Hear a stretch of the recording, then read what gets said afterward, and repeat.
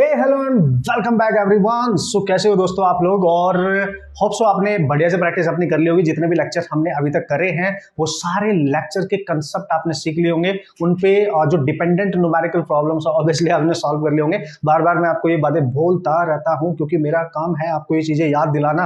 तो आज दोस्तों हम बात करने वाले एक छोटा सा प्यारा सा कंसेप्ट है जिसपे क्वेश्चन आने के काफी चांस रहते हैं। यहाँ से आपने देखा होगा ग्रेविटेशनल पोटेंशियल एनर्जी से रिलेटेड जो क्वेश्चन आते हैं मैं करके भी दिखाऊंगा आपको।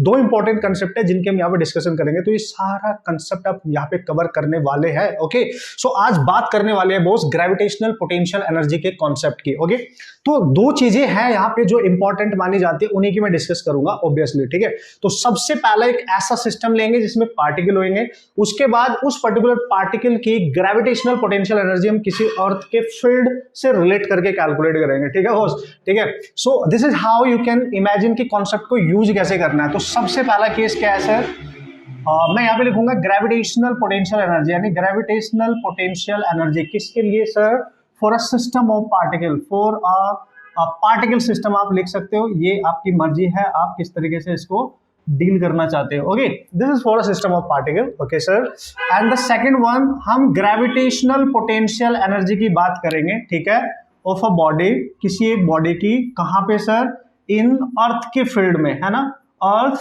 Gravitational field. मैंने यहाँ पे जीएफ लिख दिया बस, ठीक है, आप समझ जाएंगे ग्रेविटेशनल फील्ड। ओके बॉस, तो सबसे पहले मैं इसकी बेसिक डेफिनेशन, इसका बेसिक जो कंसेप्ट होता है, ये तो बहुत बाद की बातें हैं, उस पर हम डिस्कशन करेंगे, उस पर हम फोकस करेंगे और ट्राई करूंगा आपको समझाने की यार किस तरीके से इस कंसेप्ट को आप अंडरस्टैंड कर सकते हो, देन अप्लाई कर सकते हो बॉस न्यूमेरिकल करने के लिए। ओके, सो ये तो रहा इसका मेन क्राइटेरिया कि किन किन दो बातों पे हम बात करने वाले हैं। मतलब सर क्या कहना चाह रहे हो, मतलब इस लेक्चर में आप इन दो बातों को ही डिस्कस करोगे? यस, तो इस पर्टिकुलर लेक्चर में हम ये दो बातें डिस्कस करेंगे और 100% देखा गया है कि बॉस यहाँ से क्वेश्चन आने के चांस होते हैं हमारे एग्जाम में, नीट में या फिर जेईई मेन में। इस बार भी क्वेश्चन आया था, तो बहुत इजी सा क्वेश्चन होता है अगर आपको क्वेश्चन को पढ़कर समझ में आता है तो। Okay, let's see. तो देखो भाई, सबसे पहले बेसिक कंसेप्ट क्या है सर, है ना, बेसिक जो कंसेप्ट है वो क्या है ना, ये जरूरी होता है क्योंकि ये मोस्ट इंपॉर्टेंट पॉइंट होता है कि यार बेसिक कंसेप्ट एक बार समझ में आ जाए, उसका सिग्निफिकेंस एक बार पता चल जाए, तो फिर तो कोई पंगा ही नहीं है बॉस, आराम से आप यूज कर सकते हो कंसेप्ट को क्वेश्चन करने के लिए। ठीक है, सो मैं ट्राई करूंगा आपके दिमाग तक ये इंफॉर्मेशन पहुंचाने की। ठीक है ना बॉस, तो क्या करना है सर बेसिक कंसेप्ट में, देखो अच्छा एक चीज हम पहले ही पढ़ चुके हैं, लाइक हमने इंटेंसिटी में बात करी थी, हमने ग्रेविटेशनल पोटेंशियल में बात करी थी। ठीक है, तो एक चीज हमारे दिमाग में पहले से ही है, क्या सर, कि जब भी हमें पोटेंशियल हम कैलकुलेट कर रहे थे, इंटेंसिटी हम कैलकुलेट कर रहे थे, तो हम इन्फिनिटी से कहीं मास को लेके आते थे और हमें वर्क करना पड़ता था। ठीक है ना, करना पड़ रहा था कि नहीं, अगेंस्ट द ग्रेविटेशनल फोर्स हमें कुछ वर्क करना पड़ता था, यानी इन्फिनिटी से किसी मास को किसी पॉइंट तक लाने के लिए जो आपको वर्क करना पड़ता था, यहां पर इस पर्टिकुलर कंसेप्ट में वो वर्क ही पोटेंशियल एनर्जी की फॉर्म में स्टोर हो जाता है और उसी को नाम दिया जाता है ग्रेविटेशनल पोटेंशियल एनर्जी। पहले तो इतना सा समझो, मतलब सर क्या कह रहे हो, देखो थोड़ा सा हिंट देता हूं। लेट्स से हमने एक रेफरेंस पॉइंट ले लिया है और रेफरेंस पॉइंट आप बहुत अच्छे से आप समझते हो, इंफिनिटी हम लेते हैं। ठीक है, जहां पे हमारी ऑलरेडी जो एनर्जी होती है ना बॉस, मतलब एनर्जी मान लो, कुछ भी मान लो, पोटेंशियल मान लो, सब कुछ जीरो ही मानेंगे आप। ठीक है, तो इन्फिनिटी में अगर मैं पोटेंशियल एनर्जी है उसको मैं अगर यू से डिनोट करूंगा ना, यू से डिनोट करूंगा, तो ऑब्वियसली वो जीरो होने वाली है। ठीक है, अब वो पता है क्या बोल रहा है कि यार इन्फिनिटी में अगर कोई मास रखा हुआ है, मस्त तरीके से बैठा हुआ है, ये मास इन्फिनिटी में रेस्ट पे है, इसकी एनर्जी जीरो है, इसका पोटेंशियल जीरो है, नो प्रॉब्लम। हम इसको क्या करते हैं, यहां से उठा के लेके आते हैं और इसको उठा के लेके आने में, किसी पॉइंट तक लाने में कुछ तो वर्क करना पड़ेगा ना, इसको कैरी करने में इन्फिनिटी से। तो वो जो वर्क होता है ना, जो हम यहाँ पे कर रहे हैं, that is the work done, जो हमें करना पड़ रहा है, ये वर्क जो होता है यही स्टोर हो जाता है एनर्जी की फॉर्म में, यानी उसकी पोजीशन को चेंज कर रहा है। पहले वो इन्फिनिटी में था, अब वो यहाँ पे है, तो यहाँ पे कुछ एनर्जी अलग होगी, यहाँ पे कुछ एनर्जी अलग होगी। तो ये जो वर्क होता है ना बॉस, ये वर्क उसकी एनर्जी को चेंज करने, जो उसकी एनर्जी चेंज हो रही है उसकी चेंज इन एनर्जी के इक्वल हो जाता है, मतलब उसकी एनर्जी को चेंज करने के लिए स्टोर हो जाता है in the form of gravitational potential energy. थोड़ा सा फील आ रहा है कि मैं क्या कहने की कोशिश कर रहा हूं? देखो देखो, ये दिस इज नथिंग एक्चुअली, आपने जो वर्क किया है उसी की दूसरी फॉर्म है ये। ठीक है, क्योंकि वर्क करने से क्या होता है, लाइक ऐसे समझो, देखो बॉस, ये बोतल है, ठीक है ना। अब ये बोतल मेरे हाथ पे रखी है, जब तक मैं इसको उठाऊंगा नहीं तो ये उठेगी कैसे? नहीं, तो मेरे को उसको फोर्स लगाना पड़ेगा। तो मैंने इसको उठाया और उठा के इसमें ऊपर को लेके जाऊंगा ऐसे, ठीक है। तो पहले इसकी पोजीशन है यहाँ पर, अब मेरे हाथ से कुछ हाइट पे चली गई, तो मैंने फोर्स अप्लाई किया और ये शिफ्ट हो गई, तो वर्क डन किया ना भाई। तो ये जो वर्क है यहां से यहां तक जाने में, अब अगर मैं इसको छोड़ूंगा नीचे गिरेगी।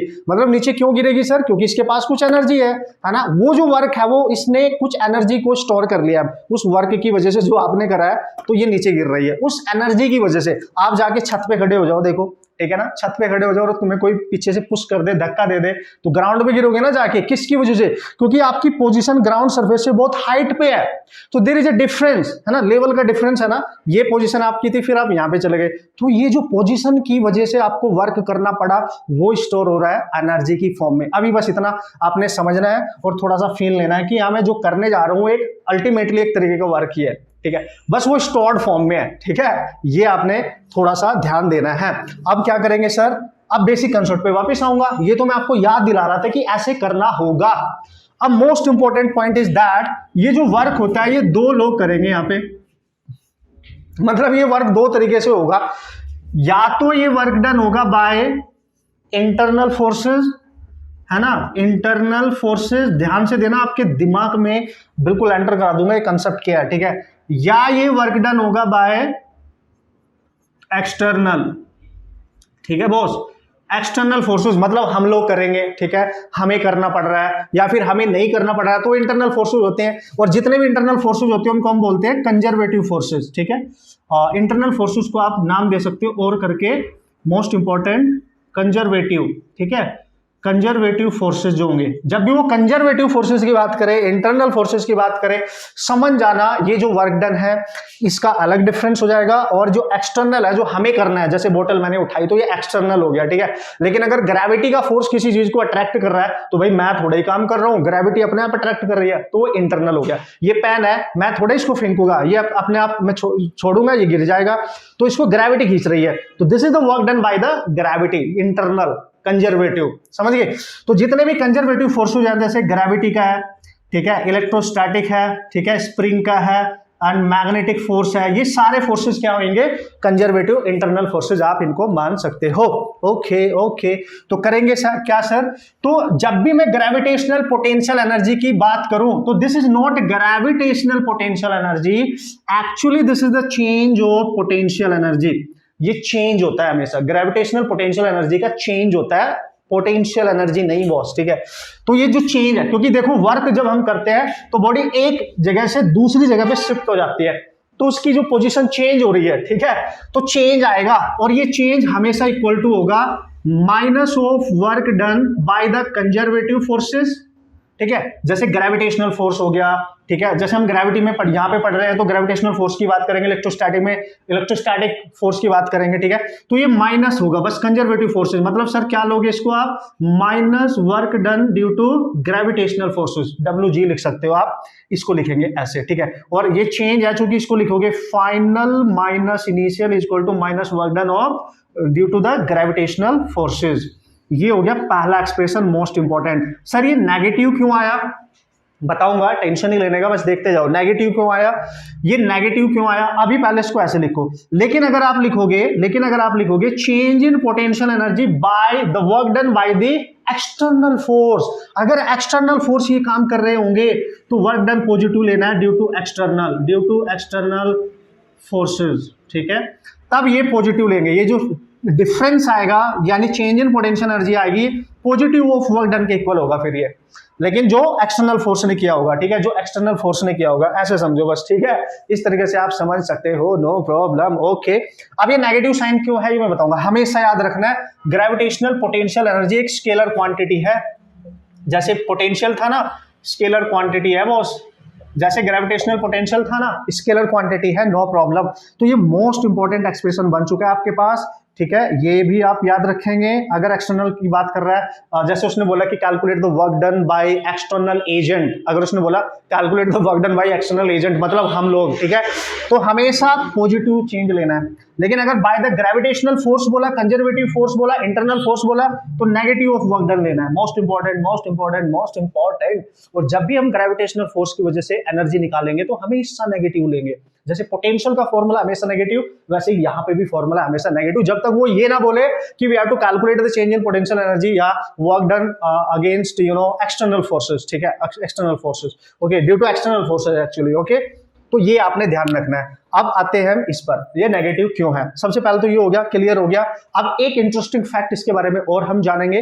जैसे कि मैंने आपको बताया, ग्रेविटेशनल पोटेंशियल एनर्जी नहीं, change in gravitational potential energy, क्योंकि किसी सिंगल मास की एनर्जी हमेशा जो ग्रेविटेशनल पोटेंशियल एनर्जी होती है वो हमेशा जीरो होती है। कैसे, ऐसे, अभी बताऊंगा ना कैसे, ठीक है। तो दोनों चीजों को एक्सप्लेन करेंगे, मस्त तरीके से देखेंगे कि क्या है इसके बिहाइंड कंसेप्ट और किस तरीके से इसका कंसेप्ट फॉर्मूला बना के न्यूमेरिकल आप सॉल्व कर सकते हो। एक बार बेसिक फंडामेंटल दिलो दिमाग में एंटर कर गया भाई, न्यूमेरिकल तो उसके भागेंगे आगे को। मस्त कॉन्सेप्ट है, आगे बहुत काम आने वाला है और मस्त तरीके से क्वेश्चन सॉल्व कर सकते हैं। ओके गाइस, तो जल्दी से नोट करके सारे पॉइंट मैं आपको बता देता हूं कि कंसेप्ट क्या है और किस तरीके से आपने इस कंसेप्ट को यूज करना है न्यूमेरिकल्स बनाने के लिए। और नेगेटिव साइन आपने क्यों लिया, वैसे आप समझदार हो, आप समझ गए होंगे नेगेटिव साइन, क्योंकि मैंने आपको ग्रेविटेशनल पोटेंशियल में भी बताया था, ठीक है बॉस, वहां पे भी मैंने ये चीज डिस्कस करी थी। Okay, so now what to do man. देखो अब नोट करके सबसे पहला इंपॉर्टेंट पॉइंट क्या है कि किसी भी, है ना, for any single mass gravitation potential energy हमेशा जीरो होती है। ये तो आप दिमाग में रखिए, ठीक है, आप ये दिमाग में रखिए, फॉर अ सिंगल, है ना, अगर आप किसी एक सिंगल मास की बात कर रहे हैं, मतलब एक अकेला मास होना चाहिए, ठीक है, तो जो ग्रेविटेशनल पोटेंशियल एनर्जी होगी ना boss, gravitational potential energy always, ये आपने हमेशा ध्यान रखना है, जीरो, ठीक है, ये हमेशा जीरो होने वाली है। मतलब किसी सिंगल मास की कभी एनर्जी नहीं होती भाई, है ना। ये अब आपके दिमाग में पॉइंट क्लियर होना चाहिए, ठीक है। तो यार सर मतलब क्या बात कर रहे हो आप, हाँ यही बात कर रहा हूं मैं, मतलब एनर्जी को बनाने के लिए एक्चुअली चेंज होती है एनर्जी का, मैंने बोला ना आपको,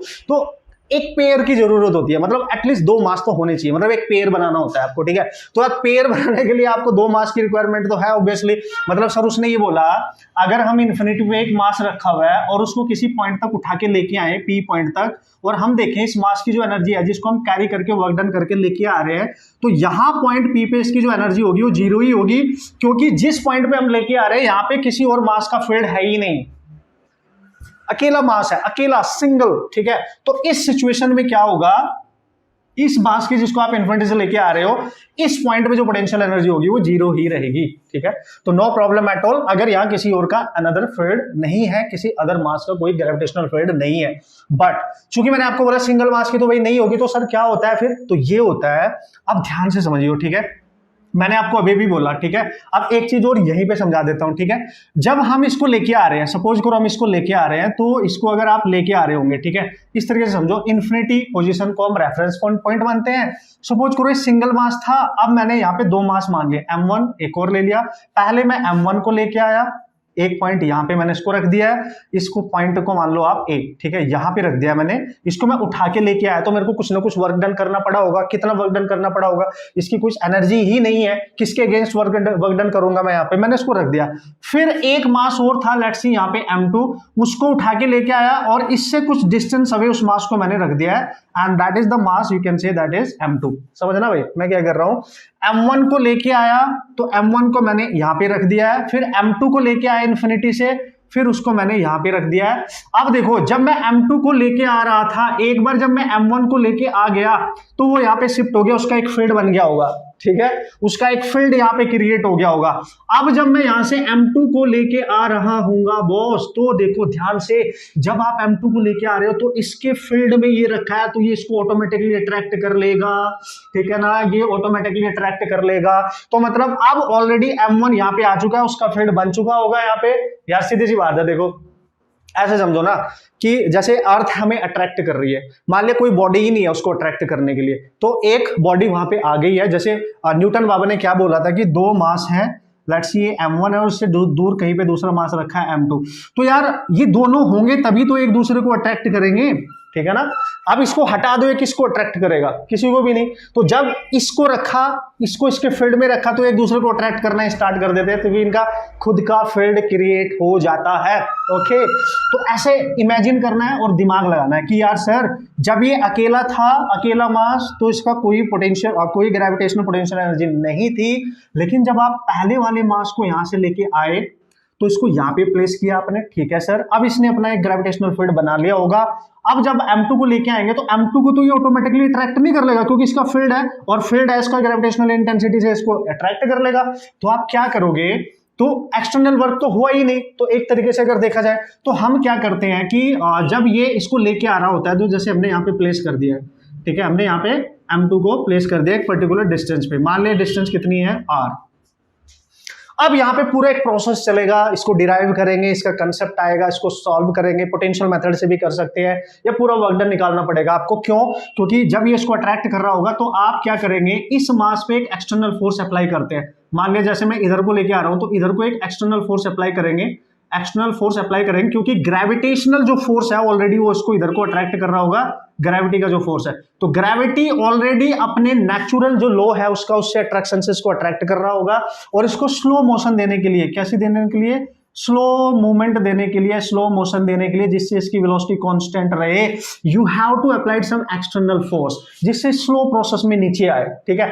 तो देखो अब ये चूंकि इसको खींचेगा ग्रेविटी का फोर्स, तो ग्रेविटी के फोर्स को इसको खींचने के लिए इसके अगेंस्ट वर्क करना पड़ेगा कि नहीं, एक्सटर्नल के अगेंस्ट। तो क्योंकि इसका एक फील्ड बन चुका है यहाँ पे, वो उसको अट्रैक्ट कर रहा है, तो हम काहे का वर्क डन कर रहे हैं, तो हमें क्या करना है, एक इसके अपोजिट एक फोर्स एक्ट करा देना है, जिससे कि एक सिस्टम बन के तैयार हो जाए।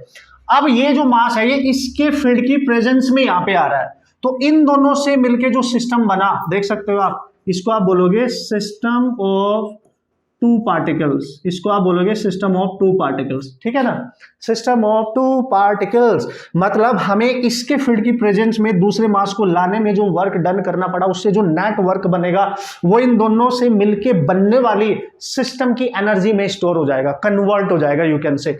तो चूंकि हम यहां पे बात कर रहे हैं, अगर हम बात करेंगे by the force of gravity, तो हमें पता है जो चेंज इन पोटेंशियल एनर्जी होती है minus of this work done, ठीक है। कौन सा वर्क डन, ग्रेविटी का वर्क डन। तो ये जो चेंज इन पोटेंशियल एनर्जी, इसको हम लिखेंगे दोस्तों कैसे सर, माइनस, इसको हम सॉल्व करेंगे, डिराइव करेंगे, मैं नहीं करूंगा, मैं डायरेक्ट बताऊंगा आपको। तो whenever there are two particles in the system, जैसे आप बैठे हो, आपका दोस्त बैठा है, तो उस सिस्टम में दो ही पार्टिकल है, तो आप दोनों की वजह से जो पेयर बना, उसकी जो एनर्जी होगी, हम उसको लिखते हैं माइनस जी M1 M2 और उन दोनों के बीच की डिस्टेंस, ये होता है बॉस, ठीक है ना, ये होता है, ध्यान से समझे आप। And this is your change in potential energy, okay, this is your change in potential energy. आप इसको ध्यान से देखेंगे और ये माइनस होगा, यानी इन दोनों की वजह से है ये, ठीक है, जी M1 M2 ओवर R। ये स्टैंडर्ड फॉर्मूला बन गया किसके लिए, पार्टिकल सिस्टम के लिए, फॉर अ पार्टिकल, ठीक है, सिस्टम। हम यहां पे बात कर रहे हैं boss for a particle system, जिसमें एक ऐसा सिस्टम लिया आपने। अब आपके दिमाग में एक चीज तो क्लियर होगी यार, सिंगल मास की ना पोटेंशियल एनर्जी ग्रेविटेशनल नहीं होती, और एक पेयर की होती है, at least we need two masses in the system, ठीक है, उनकी वजह से होती है, ठीक है। सो ये जनरल फॉर्मूला बन गया। अब वहां पे 3 होंगे तो क्या होगा, 4 पार्टिकल होंगे तो सर क्या होगा, 5 होंगे, 6 होंगे, 10 होंगे, 20 होंगे, कितने होंगे, n नंबर ऑफ पार्टिकल्स में भी देयर, ठीक है। उस पूरे सिस्टम में n नंबर ऑफ पार्टिकल्स है, तो उनकी ग्रेविटेशनल पोटेंशियल एनर्जी आप कैसे कैलकुलेट करोगे, ये भी तो बात करेंगे बॉस। तो होले होले हम जा रहे हैं सिस्टम की तरफ, धीरे धीरे जा रहे हैं, आराम से क्वेश्चन भी सॉल्व कर सकते हैं, नो प्रॉब्लम एट ऑल। तो बस देखते जाओ जो बेसिक कंसेप्ट है उसको यूज कैसे कर रहे हैं, इसका जो बेसिक फंडामेंटल कंसेप्ट है ना, उसको समझना थोड़ा सा टिपिकल होता है। न्यूमेरिकल जब आप सॉल्व करोगे, एक बार दिमाग में कंसेप्ट क्लियर हो गया तो कोई टेंशन नहीं लेने का बॉस, आराम से आप क्वेश्चन सॉल्व कर सकते हो, ओके ओके। सो एक जो मेन बात है वो जल्दी से मैं आपको डिस्कस कर लेता हूं, चूंकि मैंने यहाँ पे लिखा है चेंज इन पोटेंशियल एनर्जी। अब इसको आप लिख कैसे सकते हो, क्योंकि ये तो अभी हमने वर्क डन के थ्रू निकाला, वर्क डन जब हम निकालेंगे तो यही निकल के आएगा। तो देखो इनिशियल एनर्जी तो आपकी इन्फिनिटी पे है, क्योंकि दोनों मास को आप इन्फिनिटी से लेके आ रहे थे, ठीक है। और जो फाइनल एनर्जी इनका जो सिस्टम बन गया वो फाइनल एनर्जी इसकी हो जाएगी। तो आप इसको लिखेंगे u final minus u initial, यानी इन्फिनिटी पे, equal to minus G M1 M2 over R। तो ये तो अब ऑब्वियसली इन्फिनिटी रेफरेंस पॉइंट है, वहां पे हमेशा एनर्जी को आप 0 मानेंगे, मानना है, ठीक है। तो फाइनली जो एनर्जी बचेगी आपकी, जो पेयर की वजह से एनर्जी बची, वो बची जी M1 M2 over R, and this is the formula you have to use to solve the numerical problem for a particle system। जब किसी सिस्टम में 2 पार्टिकल होंगे तो उनकी एनर्जी का ये फॉर्मूला बन चुका है, बिटवीन m1 एंड m2 जो डिस्टेंस है वो r है, आप देख सकते हो। तो एक सिस्टम में अगर दो पार्टिकल है तो उनकी एनर्जी डिफाइंड इस फॉर्मूले से की जा सकती है। आप इसी का यूज करके न्यूमेरिकल प्रॉब्लम सॉल्व करेंगे। होप सो आपको ये फॉर्मूला क्लियर हो गया होगा।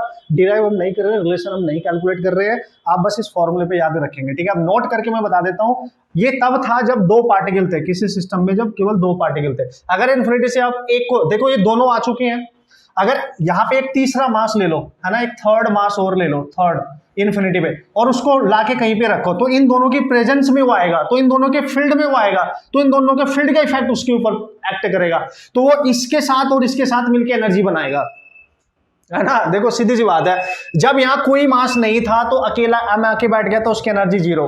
जब m आ चुका है ऑलरेडी, अब दूसरा मास आ रहा है तो उसकी वजह से एनर्जी बन गई, क्योंकि इसके फील्ड में आ रहा था ये। अब ये दोनों बैठे हुए हैं, जैसे हम दोनों बैठ गए, हम तीसरे बंदे का इंतजार कर रहे हैं, हाँ बेटा तू आ जरा, ठीक है।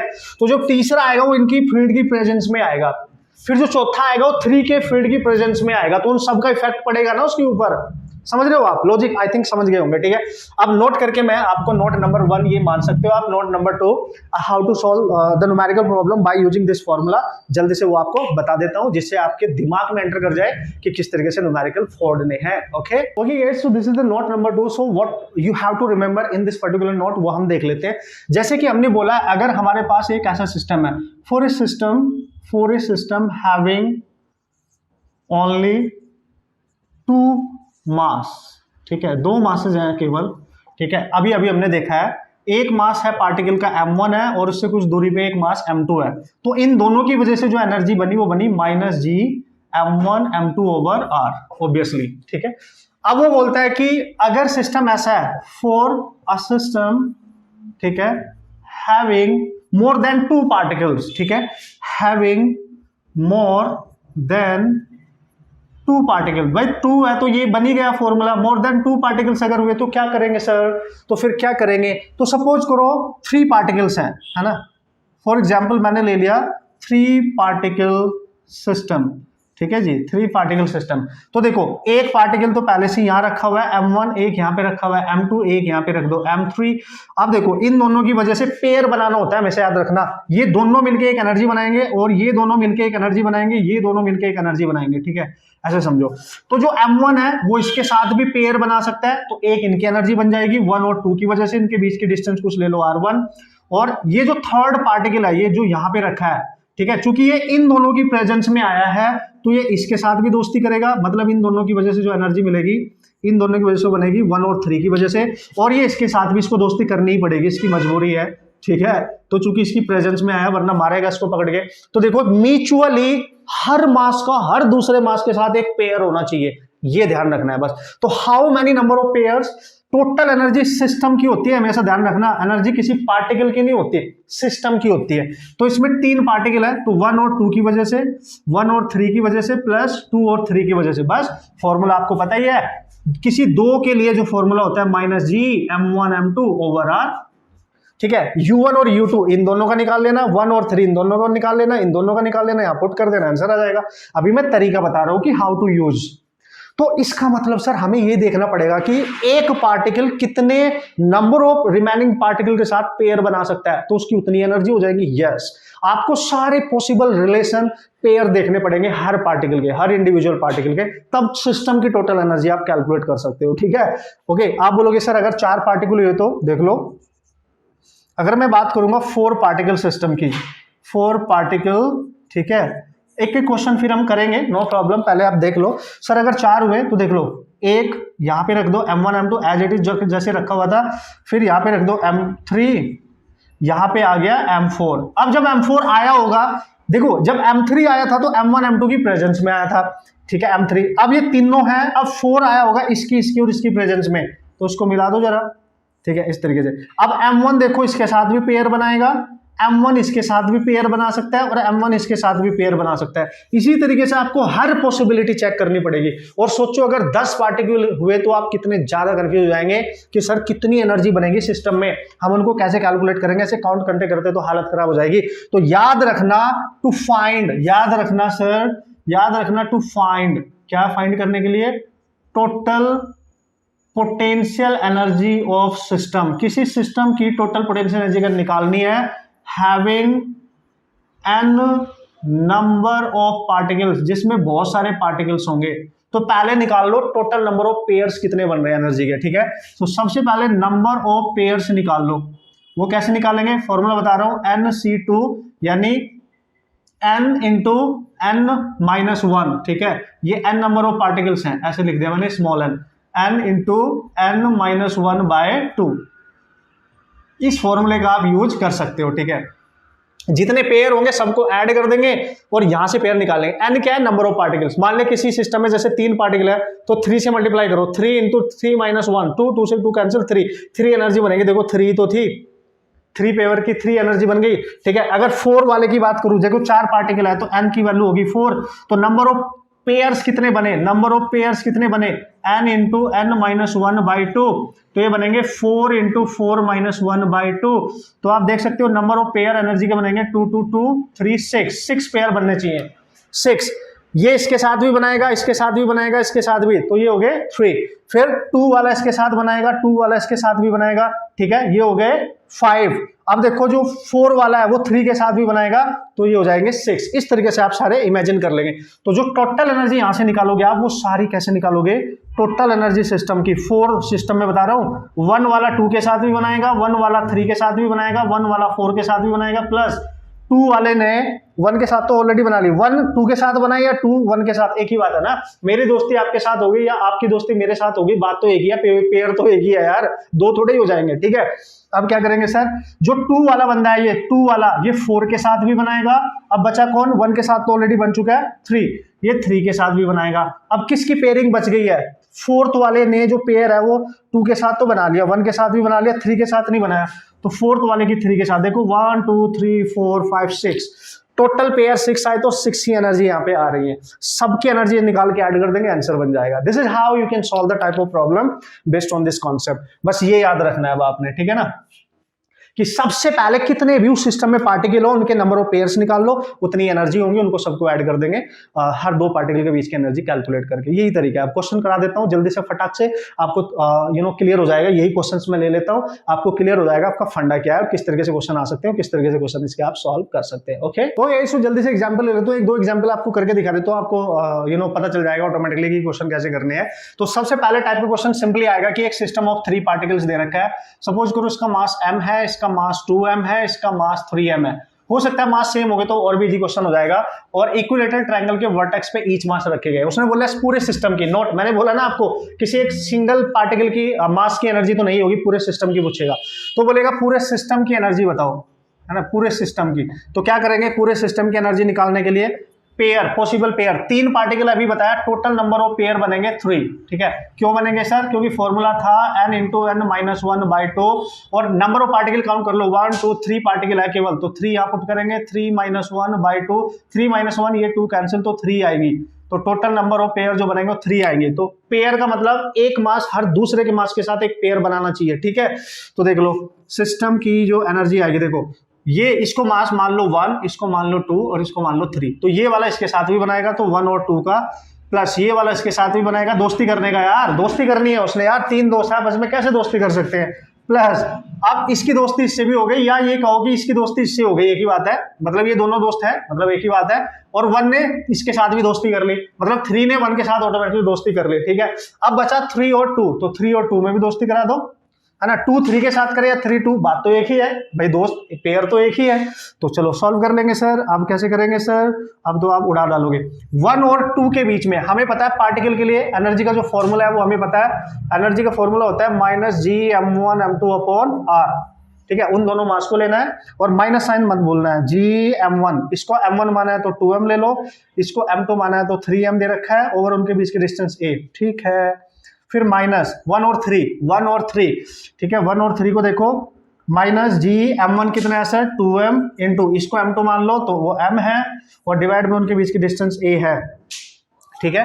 अब लेंगे माइनस, ठीक है, अब लेंगे माइनस, कौन बचा, 2 और 3 के बीच में, तो -m1 किसी को मान लो, इसको मान लो, और इसको m2 मान लो, 3m, और इनके बीच की डिस्टेंस है। अब यार देखो ये तो एलसीएम वगैरह लेकर छोटी सी कैलकुलेशन है। देखो कॉमन क्या आ सकता है, कॉमन आ रहा है यहाँ से -Gm² अपॉन a, ठीक है। m यहाँ पे भी है, m है, g और m, यहाँ बचेगा 2 इंटू 3 6, प्लस माइनस बाहर आ गया, यहाँ बचेगा 2 प्लस यहाँ बचेगा 3, बाकी सब बाहर ले लिया मैंने, तो ये आ जाएगा -6 to 8 3 11 -11 gm square upon a, and this is your final expression. Now you can see this is your final expression of energy of this total system, है ना. Gravitational potential energy of this total particle system है ये. हम किसी अर्थ के field में किसी body की बात नहीं कर रहे हैं, पार्टिकल सिस्टम है ये, ठीक है. Example number 2. अच्छा सर ठीक है, एग्जाम्पल नंबर 2 में क्या करोगे, फोर्थ जो जिसमें 4 पार्टिकल होंगे ना, वो वाला केस ले लो. 4 पार्टिकल है सर, ऐसा सिस्टम दिया है, 4 पार्टिकल है. देखो भाई मैं सेम ले रहा हूं जिससे थोड़ा आसान हो कैलकुलेशन करना. एम मास ईच का मास m है, किसी को 1 मानो, किसी को 2 मानो, किसी को 3 मानो, क्या फर्क पड़ता है. एक स्क्वायर शेप ले लो, इसकी साइड a है, उसने बोला टोटल एनर्जी बताओ दिस सिस्टम की, तो हमारा क्या जा रहा है बॉस, हम तो 4 डालेंगे. तो क्या बोला सर, 4 पार्टिकल है सर, क्या बात करो, नंबर ऑफ पेयर 6 बने थे, अभी अभी निकाला था, तो इसको मानो 1 पार्टिकल 2 पार्टिकल 3 पार्टिकल 4 पार्टिकल. तो हम लिखेंगे टोटल सिस्टम की एनर्जी. होप सो आपको समझ में आ रहा होगा. 6 पेयर बनाने हैं, 6 फ्रेंडशिप बनाने हैं, 4 दोस्त हैं, 6 पेयर बनने चाहिए, 6 फ्रेंडशिप रिलेशन बनने चाहिए. तो ये वाला बंदा इसके साथ भी दोस्ती कर सकता है, यानी 1 और 2 के बीच में दोस्ती हो गई. ये 4 वाले के साथ भी दोस्ती कर सकता है, और बचा कौन, 3.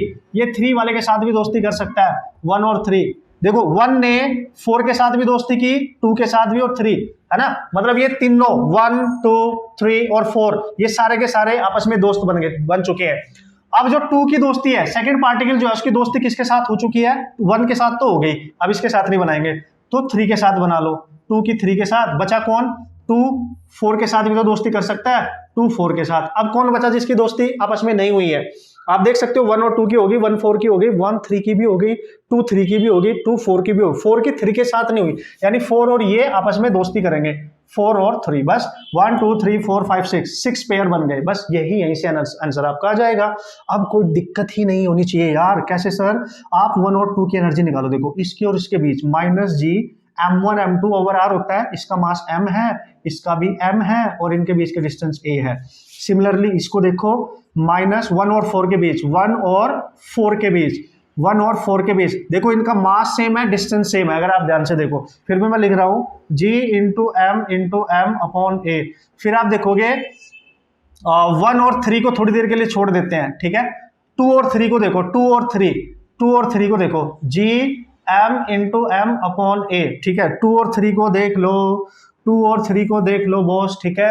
हो गया सर, इसका हो गया, ये वाला हो गया, ये वाला ये छोड़ दिया मैंने. 2 और 4 देखो, 2 और 4 को ये डायगोनल है, इसको छोड़ दो. 4 3 को देखो, 4 3 क्यों देख रहा हूं मैं, क्योंकि मास सेम डिस्टेंस सेम. अभी तक जितने पेयर लिए मैंने, -g into m upon a. अब देखो 1 2 3 4 ये एनर्जी सेम है चारों की चारों, ठीक है. मतलब वो पेयर पहले ही ले लो जिनके मास सेम है, जिनके डिस्टेंस सेम है, तो एक की निकाल के 4 से मल्टीप्लाई कर देता, तब भी तो आंसर आ जाता. बट आपको सिखा रहा हूं इसलिए लिख रहा हूं, ठीक है. अब वो देखो जिनके डिस्टेंस a नहीं है, देखो 1 और 3 की फ्रेंडशिप, ये a है, ये 90 है, तो ये √2a होगा. पाइथागोरस से निकाल लेना. तो जब हम 1 और 3 निकालेंगे, 1 और 3 ये वाला, तो मैं लिखूंगा g, मास तो चलो सेम है, लेकिन इनके बीच की जो डिस्टेंस है यहां से यहां तक ये होगी √2a. एंड सिमिलरली 2 और 4 को देखो, मास तो चलो सेम है, लेकिन ये जो डिस्टेंस होगी ये होगी √2a. बस ऐड कर देना, जो भी आएगा आंसर आ जाएगा, मेरे को बताना, ठीक है. सॉल्व आपने करना है, एलसीएम आप ले लेना, नो प्रॉब्लम. तरीका मैंने आपको बता दिया, how you can deal with the type of problem. ये तरीका मैंने आपको बता दिया, ठीक है बॉस, ठीक है. और डिफरेंट टाइप के कैसे क्वेश्चन आ सकते हैं सर, और कितने पार्टिकल ले सकते हैं, भाई बहुत सारे ले सकता है. एक बहुत फेमस सा क्वेश्चन मैं यहाँ डिस्कस कर रहा हूँ, ठीक है, क्यूब वाला, है ना. कौन सा डिस्कस करेंगे, क्यूब वाला, ठीक है. होप सो आप तरीका आपको पता चल गया होगा. अब ये मैं मान के चल रहा हूँ कि ग्रेविटेशनल पोटेंशियल एनर्जी किसी भी पार्टिकल सिस्टम के लिए कैसे निकालते हैं, कैसे कंसेप्ट अप्लाई करते हैं, ये आपको पता चल गया होगा. ओके सो 1-2 क्वेश्चन और मैंने यहाँ पे लिख दिए हैं, उनको भी जल्दी से डिस्कस कर लेते हैं. कंसेप्ट हमारा क्लियर हो ही चुका है, तो नो प्रॉब्लम एट ऑल. एक और अच्छा सा क्वेश्चन मैं आपको डिस्कस करके बता देता हूँ. 2 क्वेश्चन हालांकि मैंने लिखे हैं, ये आपने करना है, मैं समझा दूंगा कि इसमें क्या पूछा गया है, क्या करना है आपने. पहले इस पे आ जाओ.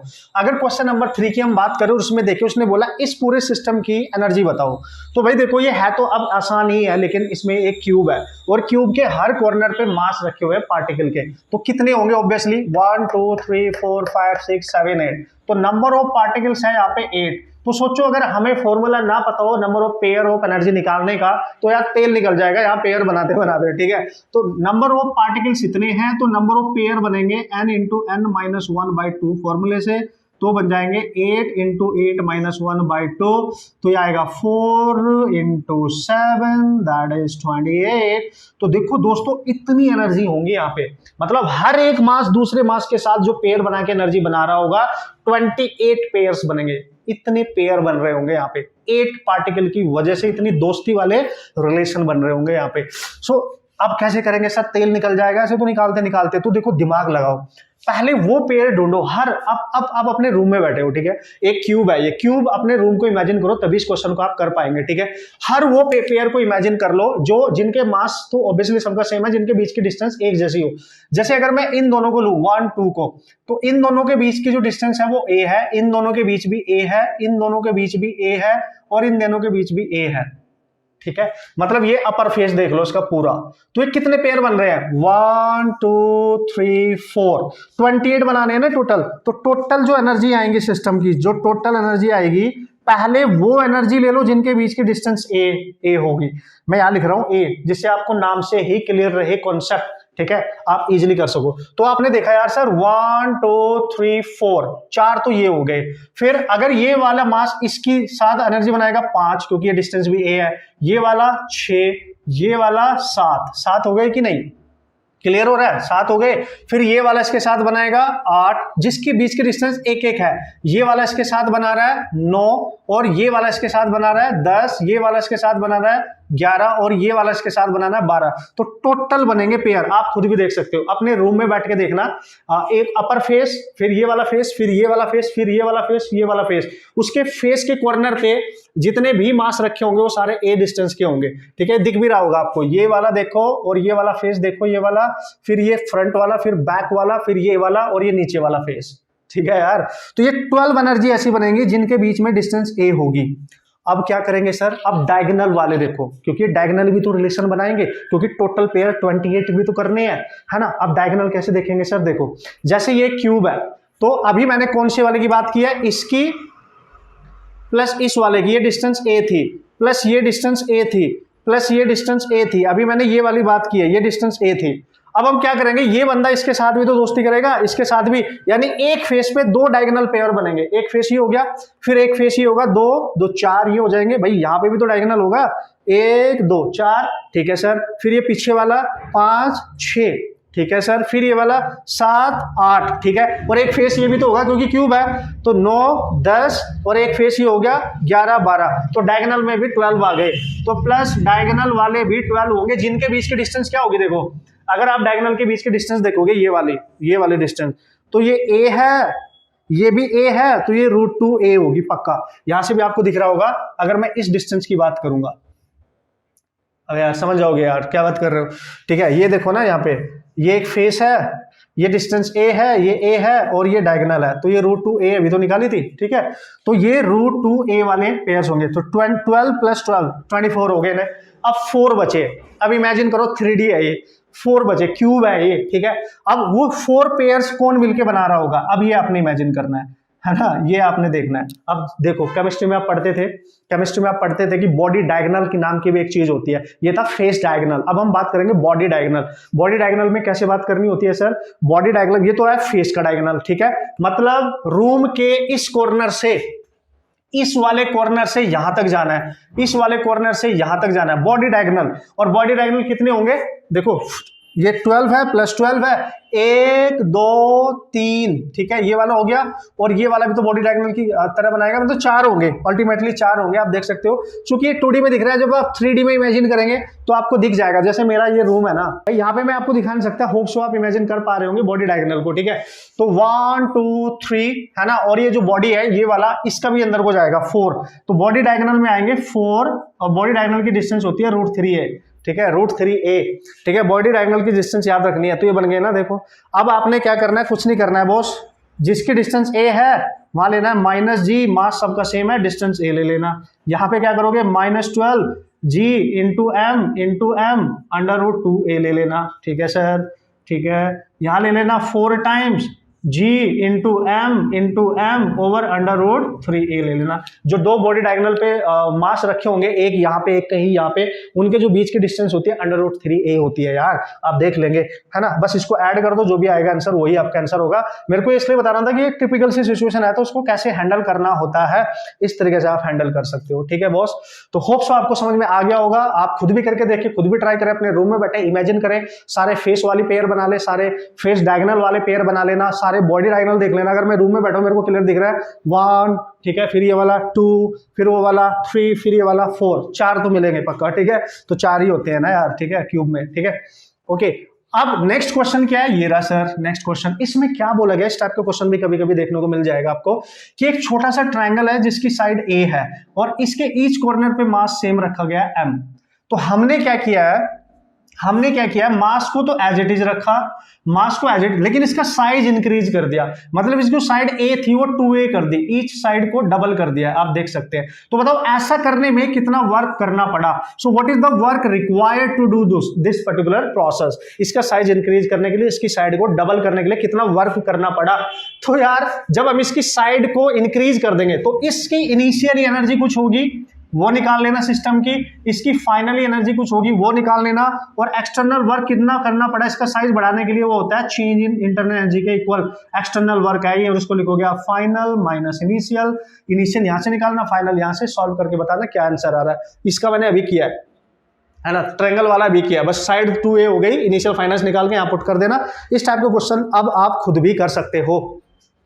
ठीक है, तो तरीका मैंने बता दिया, कंसेप्ट मैंने बता दिया, how to use this concept to solve the numerical problem, ये भी बढ़िया तरीके से हमने सीख लिया, so no problem at all. अब इसका जो मेन और important and the most important concept जो है, जिसपे ज्यादातर क्वेश्चन अभी तक नीट और जेईई मेन में पूछे गए हैं, उस कंसेप्ट पे हम जा रहे हैं, और जिसका आगे आने वाले जो कंसेप्ट है एस्केप वेलोसिटी से रिलेटेड सैटेलाइट वाले, उनमें भी काफी यूज होने वाला है। तो वेरी वेरी इंपॉर्टेंट, जहां से काफी चांस होते हैं क्वेश्चन डेफिनेटली पूछे जाने के। ओके, उस पर जल्दी से चलते हैं। तो बढ़िया तरीके से आप इसको रिवाइज करेंगे, इसके क्वेश्चन सॉल्व करेंगे, इसके क्वेश्चन प्रैक्टिस करेंगे, और मस्त तरीके से अपना कॉन्फिडेंस बढ़ाएंगे। ओके, अब चले नेक्स्ट कॉन्सेप्ट की तरफ। ओके बॉस, तो this is the last concept और मोस्ट इंपॉर्टेंट है। जैसे कि मैंने आपको बताया, इसके न्यूमेरिकल भी हम करेंगे मस्त तरीके से, एक दो क्वेश्चन वो देखेंगे जो ऑलरेडी हमारे एग्जाम में आ चुके हैं। ठीक है, वैसे तो आप वैसे भी कर ही लोगे, मैं जब कॉन्सेप्ट बताऊंगा, आपको तरीके बताऊंगा, तो आप खुद भी जाके कर सकते हैं, नो प्रॉब्लम। ठीक है, तो यहाँ पे हमने बात करनी है मोस्ट इंपॉर्टेंट, है ना, आप इसको मान के चले। अभी तक जो भी हमने पढ़ा वो बेसिक कंसेप्ट था कि ग्रेविटेशनल पोटेंशियल एनर्जी का पार्टिकल सिस्टम के लिए, और उसका बेसिक कंसेप्ट क्या है, उसको कैसे सीखते हैं, कैसे अप्लाई करते हैं। क्वेश्चन आने के चांस सबसे ज्यादा यहां से होते हैं। ठीक है, तो gravitational potential energy of a body, ठीक है, इन अर्थ्स ग्रेविटेशनल फील्ड। ठीक है, अब इसमें केस नंबर 1 आप मान सकते हो, केस नंबर 1, इफ बॉडी जो है इज वेरी क्लोज, ठीक है, very close to surface of earth. ठीक है, सरफेस ऑफ अर्थ, मतलब वो बोलेगा वेरी क्लोज, अगर उसने नहीं बोला है तो बोलेगा और करके एट अर्थ सरफेस। ठीक है, जब वो अर्थ के सरफेस पे होगा ऐसे बोल देगा, अर्थ के सरफेस पे ही है जी। ठीक है, जैसे हमारी अर्थ ये रही, ठीक है बॉस, ये हमारी अर्थ है। ओके, तो ध्यान से देखते रहना, आपका कंसेप्ट बेहतरीन तरीके से क्लियर हो जाएगा। And this is your centre of earth and this is the radius. अगर वो very close to the surface of earth है, मतलब बिल्कुल अर्थ के सरफेस पे ही होगी, और इस बॉडी का जो मास है उसको आप m मान लेंगे।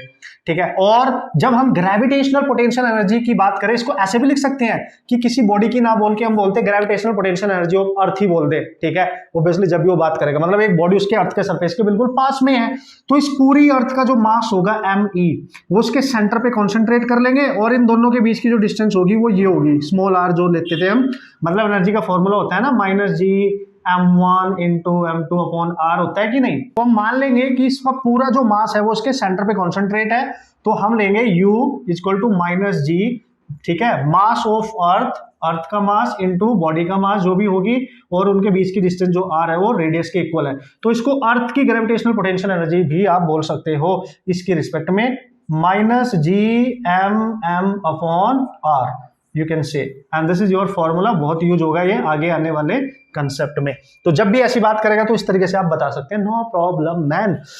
अब वो बोलता है कि अगर मैं पॉइंट नंबर 2 लूं, if body is above the surface of earth is body is at, यहां पे लिखना पड़ेगा एट ए हाइट h, ठीक है, above the surface of earth, earth के सरफेस से ऊपर ले लो, देखो ठीक है, सपोज करो ये इसका सेंटर है, ये रेडियस है और इससे ऊपर कहीं h हाइट पे है बॉडी जिसका मास m है, h हाइट ऊपर है, ठीक है, तो सेंटर से डिस्टेंस लेना है, तो टोटल डिस्टेंस कितनी होगी यहां से यहां तक r, तो r हो जाएगी यहाँ पे ये radius plus h, r plus h, तो इस पॉइंट पे उस हाइट पे जो एनर्जी होगी है ना उस पार्टिकल की, पार्टिकल ये है एक तरीके से minus G M M upon, क्योंकि मास ऑफ अर्थ है, मास ऑफ पार्टिकल है, ओवर आर, और आर को आप क्या लिख सकते हो sir, minus G M E M upon R plus H, ऐसे भी लिख सकते हो। तो मतलब जो भी वो पूछेगा आप आराम से कैलकुलेट कर सकते हो, सिंपल फंडा इज दैट, दोनों मास लेने हैं और उनके बीच की डिस्टेंस लेनी है, यही तो याद रखना है, ठीक है, यही तो याद रखना है। तो ये हो गया सर, ठीक है।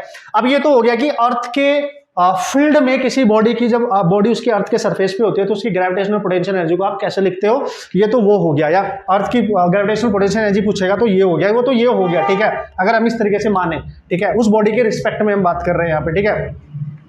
अब इस पे जो क्वेश्चन आएंगे वो किस सेंस में आते हैं, ठीक है, मतलब कौन सी वो कैटेगरी है जिसपे क्वेश्चन आने के सबसे ज्यादा चांस होते हैं, उस पे चलते हैं, ठीक है, और उड़ाते हैं, मस्त तरीके से उसको सीखते हैं। ओके ओके, सो जो भी मैं बताने जा रहा हूं भाई, उसके बाद कुछ न्यूमेरिकल करेंगे उसका यूज करके, और मस्त तरीके से आप ये कंसेप्ट सीख जाएंगे, क्योंकि सबसे ज्यादा क्वेश्चन यहीं से आए, जैसे कि मैंने आपको बोला था। तो जो उसका बेसिक देख लिया हमने कि अर्थ की जो ग्रेविटेशनल पोटेंशियल एनर्जी जो बॉडी उसके सरफेस पे होती है तो कैसे लिखते हैं, या जब किसी हाइट पे होती है तो कैसे लिखते हैं, ठीक है। अब आपने देखना है क्या, आपसे अगर पूछा जाए, ये बोलेगा ऐसे जैसे मैं लिख रहा हूं, जैसे मैं लिख रहा हूं वैसे ही वो बोलेगा, मतलब उसकी लैंग्वेज कैसे आएगी मैं बता रहा हूं। चेंज इन पोटेंशियल एनर्जी पूछेगा, चेंज इन पोटेंशियल एनर्जी कैसे sir, to raise a body, to raise a body कहां से सर, फ्रॉम दी सरफेस, ठीक है, सरफेस ऑफ अर्थ, अर्थ के सरफेस से किसी बॉडी को रेज करने के लिए किसी हाइट से, ठीक है, अबव द सरफेस ऑफ अर्थ, ऐसे आप समझ जाएंगे। या ऐसे बोलेगा और वर्क डन, ठीक है, ये बोलेगा वर्क डन या वर्क रिक्वायर्ड टू रेज, ठीक है, टू रेज द बॉडी, ठीक है, टू रेज द बॉडी, ठीक है, या तो वर्क डन पूछेगा, एक्सटर्नल वर्क कितना होगा, या चेंज इन पोटेंशियल एनर्जी, एक ही बात है ना। तो हमें पता है जो एक्सटर्नल वर्क डन होता है वो चेंज इन पोटेंशियल एनर्जी के इक्वल होता है, ये पूछे या ये पूछे बात एक ही है। The most important thing is that कि जब आप अभी अभी मैंने आपको बताया अर्थ के सेंटर पे अगर बॉडी है तो उसके पास उसकी खुद की एनर्जी होती है minus G M, mass of earth, mass of body, this is the mass of body over इनके बीच की डिस्टेंस, इसके सेंटर से लेके यहां तक आर। अगर इस बॉडी को आप किसी हाइट पे लेके जा रहे हैं तो ये जो डिस्टेंस है ये बढ़ जाती है और ये हो जाती है आर प्लस एच। तो यहां सेकंड पोजीशन पे जो एनर्जी होगी वो होगी minus G mass of earth, body का मास ओवर इनकी डिस्टेंस आर, वो होगी आर प्लस एच। तो इनिशियल ये थी और यहां से यहां तक ले जाने में कुछ वर्क डन करना पड़ा होगा, तो 1 पॉइंट से 2 पॉइंट तक ले जाने में कुछ वर्क डन करना पड़ा होगा, वही वर्क डन पोटेंशियल एनर्जी को चेंज करने में यूज हो चुका होगा। तो या तो वर्क पूछेगा या चेंज इन पोटेंशियल एनर्जी हमेशा होगा फाइनल माइनस इनिशियल, ठीक है, मतलब U2 माइनस U1, और इन दोनों वैल्यू को यहां पुट करके यहां से जो बॉस मोस्ट इंपॉर्टेंट फॉर्मूला आने वाला है ना वो ही मोस्ट इंपॉर्टेंट है, जिसपे क्वेश्चन ज्यादातर देखे गए हैं, पूछे गए हैं क्वेश्चन एग्जाम के अंदर। तो मैं पूरा नहीं सॉल्व कर रहा हूं, U2 की वैल्यू यहां पुट कर देना, U1 की पुट कर देना, और G equal to small g के टर्म्स में निकालेंगे, GM अपॉन आर स्क्वायर होता है अर्थ के सरफेस पे, इसका यूज करके कन्वर्ट कर लेना, आपको करने की जरूरत नहीं, मैं डायरेक्ट लिख रहा हूं। तो ये अगर चेंज इन पोटेंशियल एनर्जी पूछ रहा है या एक्सटर्नल वर्क कितना पूछ रहा है इसको रेज करने के लिए, तो हम लिखेंगे mg, कितनी हाइट से रेज किया वो ले लेंगे, और स्मॉल g के टर्म्स में है ग्रेविटेशनल जो इंटेंसिटी अर्थ की, ठीक है, डिवाइड में 1 plus h by R, and this is the magical formula, this is the magical formula. जब भी ये लैंग्वेज यूज करें न्यूमेरिकल में, मैं करके दिखाऊंगा, तो you have to use this formula to solve the numerical problem, very very very important, ठीक है। कैसे बताऊंगा ना, बहुत क्वेश्चन इस पे पूछे जा चुके हैं। MGH वो हाइट पे फोकस करना है कि कितनी हाइट से उसको रेज कर रहे हैं बस, और रेडियस अर्थ की है, मास ये जो है MGH, ठीक है, उस बॉडी में जो मास आप वहां पे यूज कर पा रहे होंगे यही वाला होगा वो, ठीक है, ठीक है, जो बॉडी का होगा, ठीक है, MGH ओवर 1 प्लस h, बस h पे फोकस करना है आपने, यहाँ पे जो भी h दे रखा है उसकी वैल्यू पुट करेंगे और आपका वर्क डन या चेंज इन पोटेंशियल एनर्जी आपसे आ जाएगी। अब इसका यूज कैसे करना है सर न्यूमेरिकल करने के लिए बताऊंगा ना। सपोज करो यहीं पे, सपोज करो आपसे बोला गया कि इस अर्थ की सरफेस से हमने जो हाइट इसकी रेज की है, ये h हाइट जो रेज की है यहां से यहां तक, सपोज करो ये n टाइम्स है रेडियस ऑफ अर्थ के, है ना, n टाइम्स है रेडियस ऑफ अर्थ के, मतलब ये हाइट अर्थ की रेडियस के टर्म्स में ही दे रखी है। तो बताओ कितनी एनर्जी करनी पड़ती, तो n के टर्म्स में फॉर्मूला बना सकते हो आप यहां से, कोई टेंशन नहीं है। तो देखो जहां पे h है ये लिख दो, तो क्या फॉर्मूला बनेगा, डेल्टा u, तो बनेगा mgn इंटू r बनेगा ना, over 1 plus N R by R, R से आर कैंसिल, तो देख लो यहाँ पे ये बन गया आपके पास n mgr ओवर n प्लस 1, ये डायरेक्ट फॉर्मूला भी याद रख सकते हो आप। n क्या है, जो h गिवन होगा r के टर्म्स में उसका जो मल्टीपल होगा, ठीक है, व्हाटएवर जो भी होगा, जैसे 1 हो, 2 हो, या 1/2 हो, 3/2 हो, कुछ भी हो सकता है यार, ठीक है। तो ज्यादा क्या देगा मैं ये भी बता दूं, है ना, h की वैल्यू क्या क्या आपको दे सकता है इस क्वेश्चन को बनाने के लिए, मतलब h की वैल्यू क्या क्या दे सकता है इस क्वेश्चन को बनाने के लिए, मतलब n की वैल्यू क्या क्या पॉसिबल हो सकती है। देखो या तो h बोलेगा r के इक्वल ही है, तो r अकेला है तो उसका कोफिशिएंट 1 है, तो n की वैल्यू हो जाएगी 1, ठीक है, n की वैल्यू हो जाएगी 1, या h की वैल्यू देगा, जैसे उसने लिख दिया r/2, तो n की वैल्यू हो गई 1/2, या h दे देगा 2r, तो n की वैल्यू हो गई 2, या h दे देगा 3r, तो n की वैल्यू हो गई 3, या h दे देगा r/3, तो n की वैल्यू हो गई 1/3, 1/3 होगी, ध्यान देना 3 नहीं 1/3, क्योंकि इसके मल्टीप्लाई में 1/3 है, ठीक है, या h दे देगा r/4, कुछ भी दे सकता है भाई, तो n की वैल्यू हो जाएगी 4, और उसको उठा के यहाँ पटक देंगे, आपकी वो चेंज इन एनर्जी आ जाएगी या वो वर्क डन आ जाएगा। सो n की वैल्यू यहाँ पे 1/4 आपको मिल जाएगी, ठीक है, मतलब इस तरीके के डेटा गिवन होगा, आप श्योर है, आप देखना, है ना, क्वेश्चन जब आएंगे आप डेफिनेटली इस तरीके का डेटा आपको गिवन होगा और आप आराम से कॉन्सेप्ट यूज कर सकते हैं।